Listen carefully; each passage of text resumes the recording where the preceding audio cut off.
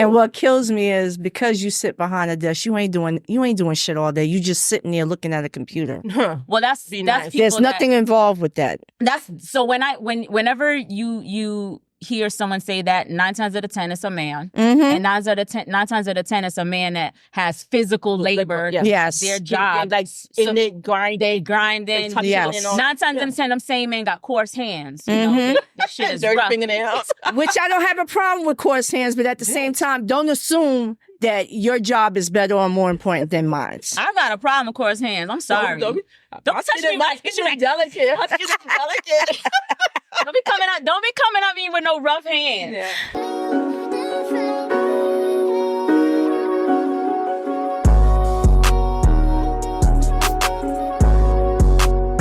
To another episode of Not the Average Aunties, where we drop it like it's hot. When the knees don't act up. Yes. Okay. Because they do. Okay. Cheers, ladies.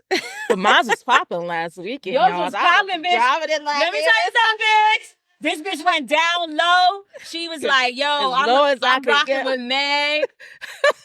You got that shit. You came up with ease. I said, bitch, you got it. I shouldn't be impressed because you've done it before. But let me tell you something. That was probably like 20 years ago. Bullshit. Bullshit. She always be going low. This auntie here, she ain't dropping shit. Yeah. I drop it like a little squat. I squat. I don't drop it. That's a better way of saying it. You drop it. I can get down there. Is coming back up is the issue. So this bitch went down.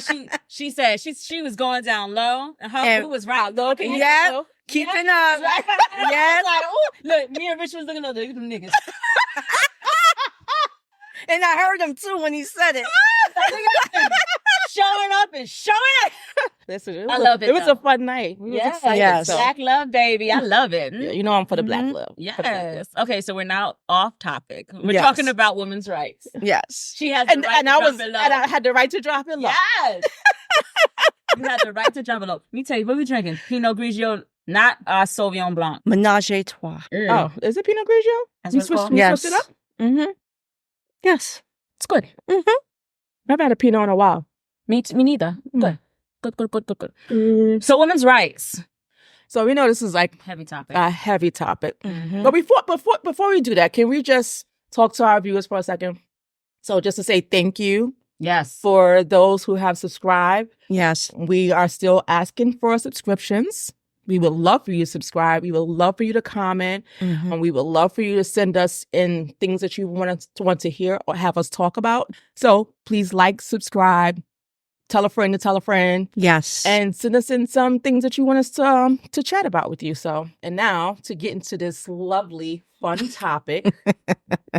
I don't know how we could call it fun, but it's a topic that is probably very important at this time. Yes. In this climate. It's ripe. It's ready. It's ready to peel back that banana, baby. I mean, it's been being talked about for quite some time, but right now I can't tell you how super important it is right now. So damn, it's that close. It's very close. Yeah. Election time is really close. Normally we do not talk about like political things. And we're not going to get too political because we're only going to be talking about one specific thing because there's lots of things across the we can talk about. Yeah. Landscape. Mm-hmm. But we're going to talk about women's rights because we are women. We have rights. Mm-hmm. We would like to continue to exercise our rights. Yes. And would like you to be able to do the same. What we've been challenged with and continue to be challenged with to this day. Like a lot of it is still very, very prevalent today. Like unequal pay is still. Yes. So, and there's many things we talk about equal, right? So I don't want it to be more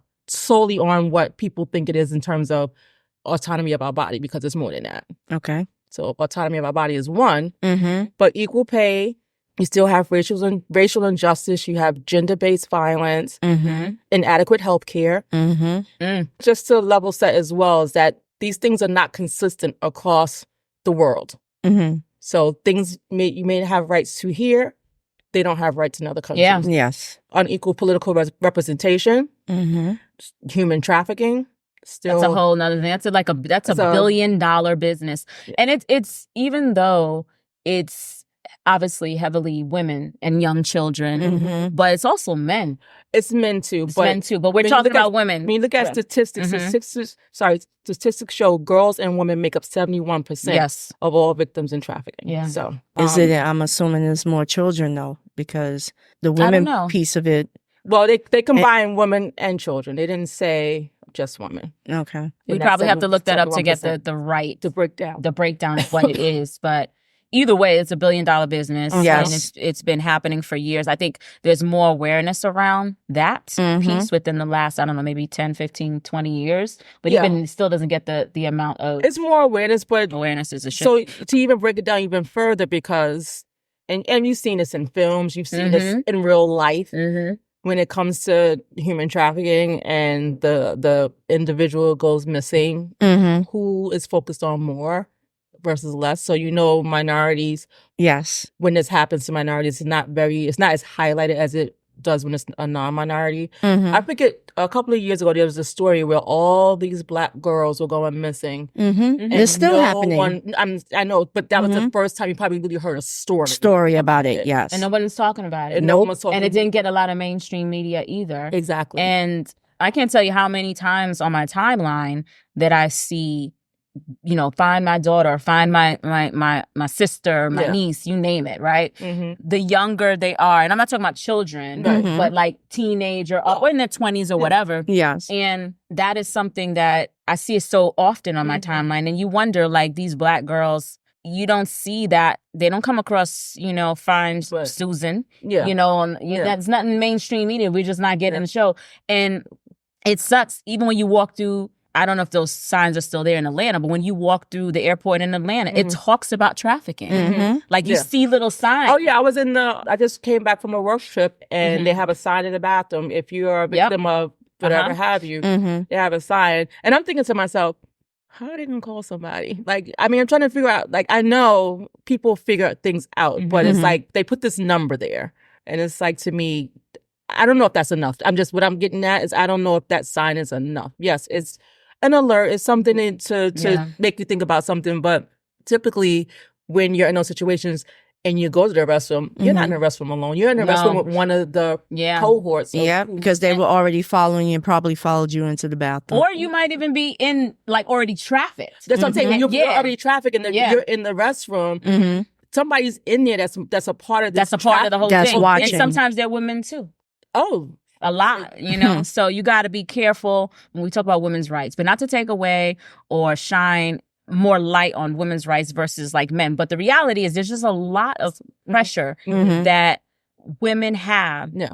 I don't know that we talk about it enough. Yeah. I mean, we always highlight the stuff that men, and I'm not saying men don't have pressure.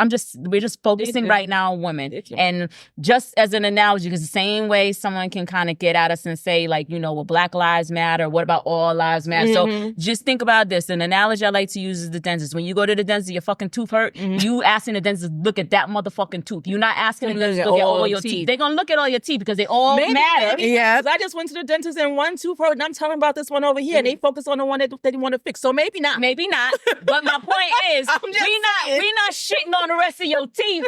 They all matter. Yeah. Nobody wants to walk around with gums and shit. But when we talk about it, it's like we focused on that one tooth right now. So while there's men's rights, women's rights, we focused on women's rights. Same like Black Lives Matter, all lives matter. We focused on Black lives. Yeah. Just a woman being in a household with children. I don't remember this actress' name right now, but I really love her. I'm just off today. But she was married to the Black dude on This Is Us. She is married to him. I don't remember her name. I don't remember her name. They have a podcast. They have a podcast. And I love her. Yeah, the both of them. Love them together. Yeah. But she brought something to life. She defined something for me that I never always acknowledged it, but I didn't have like a term for it. It's called invisible labor. Right. So when you are a mom and you have to keep track of dental appointments, the lacrosse games, the dance recitals, that's an invisible labor tax. That I call it mental labor. I used to use that terminology because people will be like, "Oh, you're just sitting at a desk." I may be sitting at a desk and I But may not be doing physical labor, But I got a lot of mental shit labor burning. is Yes. It's the same. And what kills me is because you sit behind a desk, you ain't doing shit all day. You just sitting there looking at a computer. Well, that's nice. people There's nothing involved with that. That's so whenever you hear someone say that, 9 times out of 10 it's a man, and 9 times out of 10 it's a man that has physical labor. Yes. Their job, like in it grinding. Yes. 9 times out of 10, them same men got coarse hands. You know, that shit is Dirty rough. fingernails. Which I don't have a problem with coarse hands, but at the same time, don't assume that your job is better or more important than mine. I got a problem with coarse hands. I'm sorry. Don't touch me. My skin is delicate. My skin is delicate. Don't be coming at me with no rough hands. Yeah. I don't like that shit. But seriously, there's a mental tax, mental labor, invisible labor. I love that when it was coined. I'm saying she coined it, but because there's all those things that we actually think about as women, and independent of whether you have children or not. I'm saying children because that just adds running a household, running a household, and that goes back to what I'm saying, that with me, I be having 12 to 15 things going on at the same time, and it's hard to turn it off. Even trying to go to sleep, you're still until the exactly it doesn't shut off. So I watched that episode and I appreciated it when she broke that down. Yeah. I resonated well with me. But I love her as an actress. I love what she stands for and how she's portrayed herself, specifically in media. And that was just a great, awesome way of like describing it to you. Yes. And then we talk about obviously the physical aspect of women's rights, of how now it's getting to the point where depending on which way we go in this election in the United States, and I'm saying the United States because we do have viewers that are outside of the U.S., they already rolled back Roe versus Wade with the abortion pieces. Yeah. Now that is something that, a lot of women today are, if they want to have an abortion, and there are a myriad of different reasons why that can be the case. Some people are so linear in their thinking that they don't think, okay, if the person is, God forbid, raped. Yes. They may not want to look at that kid for 18 years. They're not thinking about all the consequences that come behind certain situations. So, I mean, because that could even be bigger. So imagine being forced to have a child that was born out of rape. Add to the fact that, you already have kids today who are in homes where they're not wanted. So you're going to make somebody have a child that they don't want because of a law that says you are going to have this child. So it's just making me think about the freaking television show that we watched, Handmaid's Tale. Oh my God. About that, right? Amazing show. Yeah. So you talk about that because they were talking about, contraception. So while there's and I think they're trying to control that as well in some cases, right? But they're also spreading misinformation about contraception so people don't use contraception. Exactly. So it's like all these different things that are being put on women outside of telling them what they can't do already, but giving them misinformation so they don't even try to protect themselves is just as bad.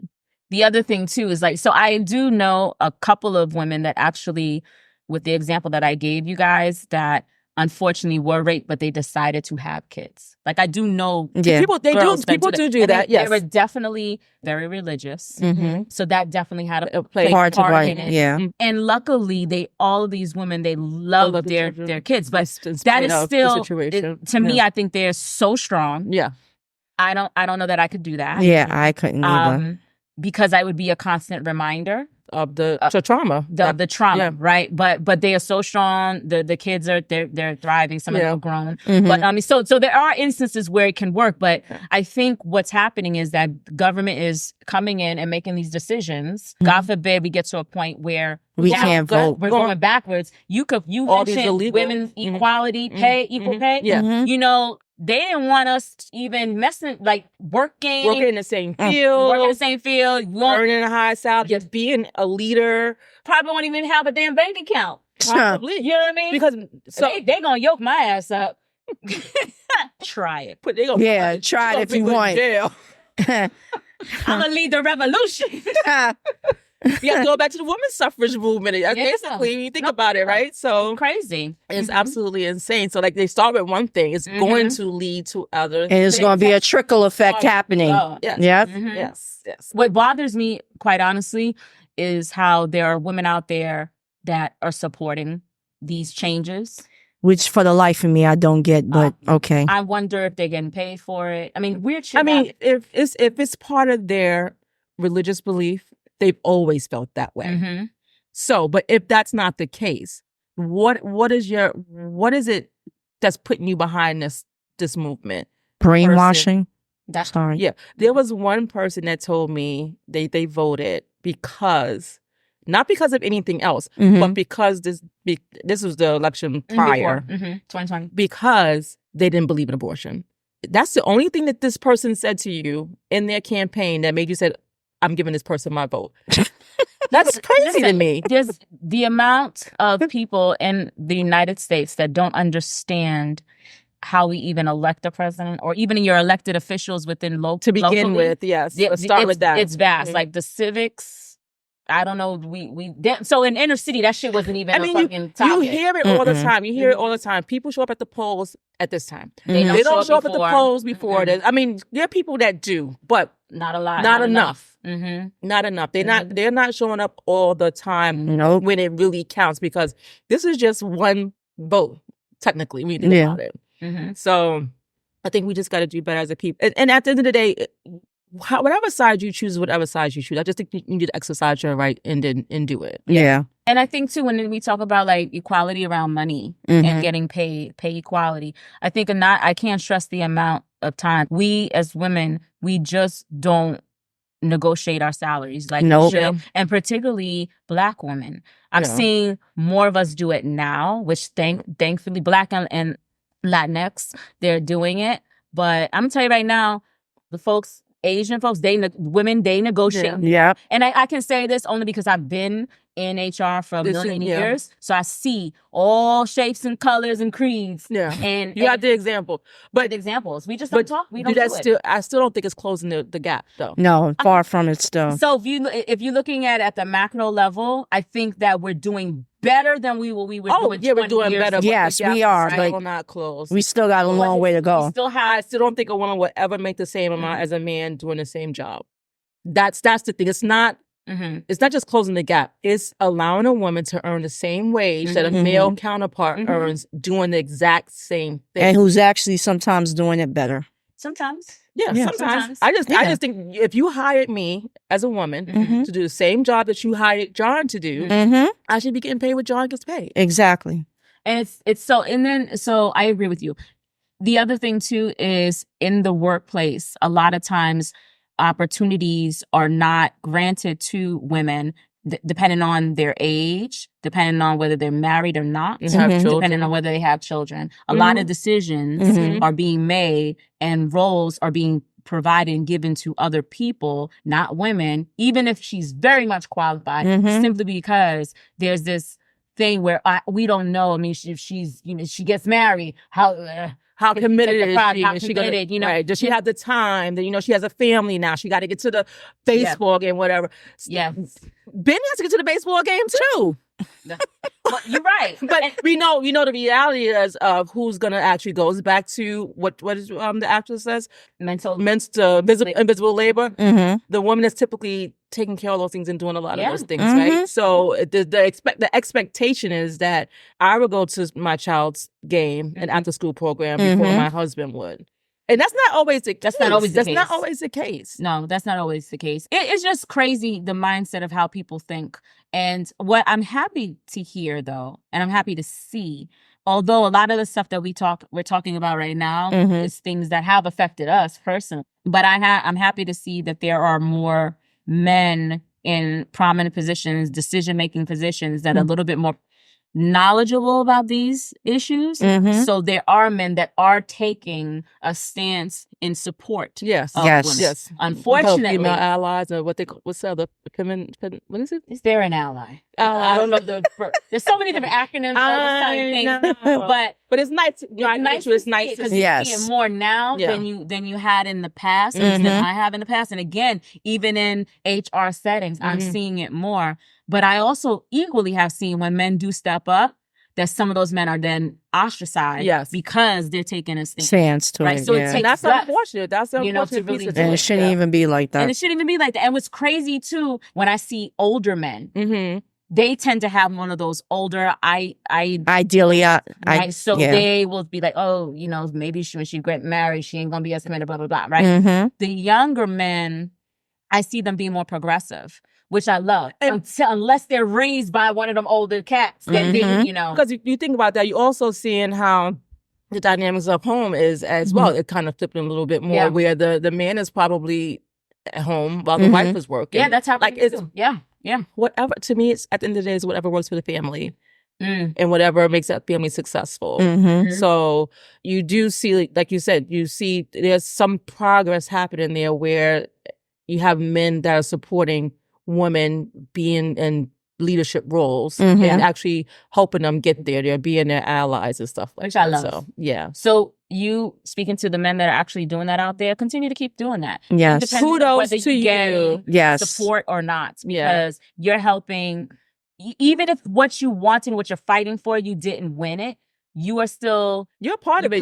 When it happens, you are part of that. You're part of that. You're part of the movement, and you plan to proceed. So keep never shy away. Keep doing it from doing that, and thank you. Yes, thank you. Yes, and thank you for women out there, especially when it comes down to pay. I will say this. I will scream this to the top of my lungs. You know, always negotiate. Don't let. Just because you never had a chance at that money in your life, that you thinking that they give you something that you're like, yes, I'll take it. You know, which goes back to doing it, because some people, they don't know. So if they don't do their research and know what they should be getting paid, they're going to be like, and sometimes also too, pay is not the only thing to negotiate, right? So negotiate the actual take home pay is just a part of the compensation. If you work for progressive organizations, and what I mean by that is your startup firms, etc., you need to be negotiating equity. So my point is, do your research, figure out all the different levels and things you can negotiate. Negotiate. It's a reality. So we have to just understand that I'm not going to always expect somebody to do the right thing. I'm going to fight for myself, and let's see what happens. Yes. Yeah. I know one of the other things that come up when it talks about women's rights, gender-based violence. I got data from Human Rights Career 2024. Over 1/3 of women and girls experience some kind of violence during their lifetime. And the risk increases during conflicts and natural disasters and other emergencies. Like intimate partners violence is the most common form of gender-based violence. So around 1 in 4 women have experienced physical and or sexual violence from an intimate partner. LGBTQ are affected as well. They don't talk about it enough. But again, women, they lose their rights because they're being physically abused. No one's believing them and all kinds of things like that. And the reason why I think we're talking about this topic, because we don't want people just to focus on the reproductive rights, because that's all that's what generally people when you think about women's rights, you're thinking about reproductive rights, and probably equal pay and equal pay. But there's so many other things. So many other things that's not being talked about. Equal rights to healthcare. Talk about that one as well. And again, that's another one that's race based too. So when you think about how many women do not get the proper healthcare that they need based off of their race, based off of where the hospital is located at, based off where they live at, because that adds to the sex trafficking piece. So if you're in a predominantly low-class area, nobody's going to think about you.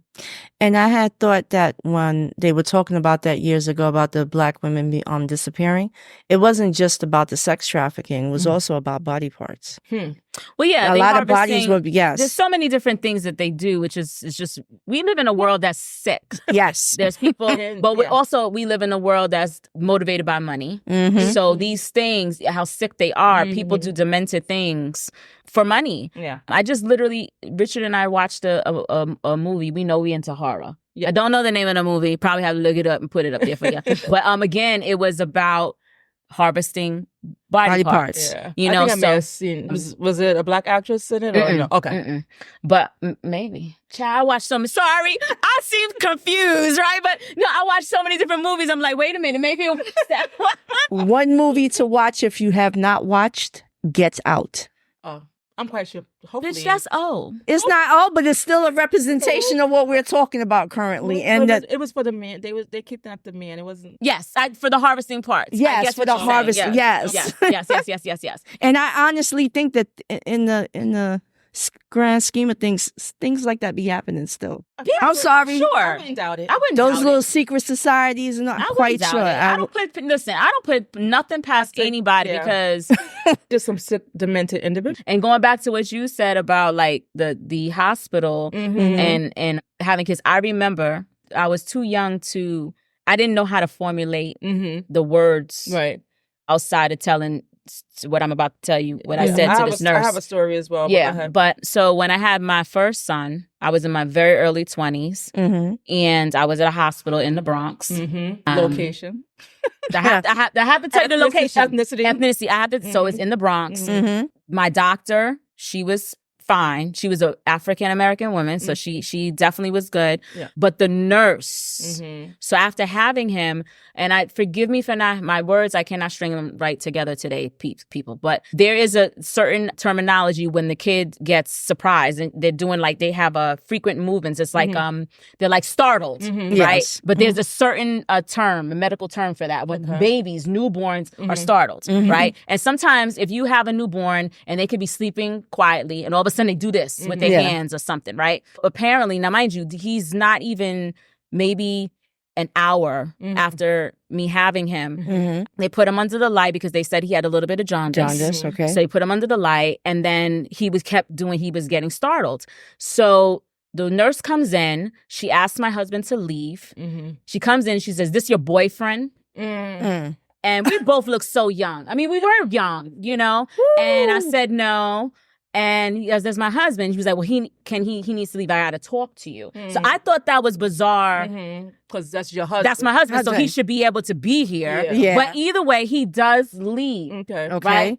She proceeds to ask me, she was like, were you using drugs? I knew that was going to be the question. Were you using drugs? So I look at her. And I was like, what? Now, that's crazy because my response saying what, instead of saying no, that's, normally people like, oh, you're defending, right? Yeah. And I said, what? And she was like, we're using drugs. I said, why are you asking me this? And she says, because your son, the medical term, he's very startled.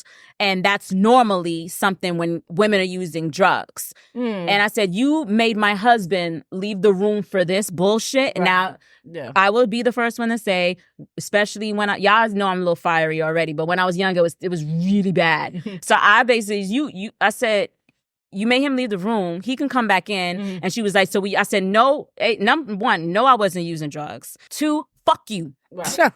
That would have been the first one. No, I need to make 2. Fuck you. Yeah. And bring my husband. Bring my husband back in here. And mind you, now I said, is the jaundice? Is he good? Is he in the clear? Bring my son. Yeah, I said, bring him. He's staying with me the whole time. Fuck you. Yeah. Right now, again, had I been a person of another complexion. None of that would have even came out. And in a zip code that wasn't predominantly black, you're not gonna ask me that. You're gonna say, because infants legitimately they get started. Yeah, I never heard that before. That's the first time I heard of that. But she said that's normal. Yeah.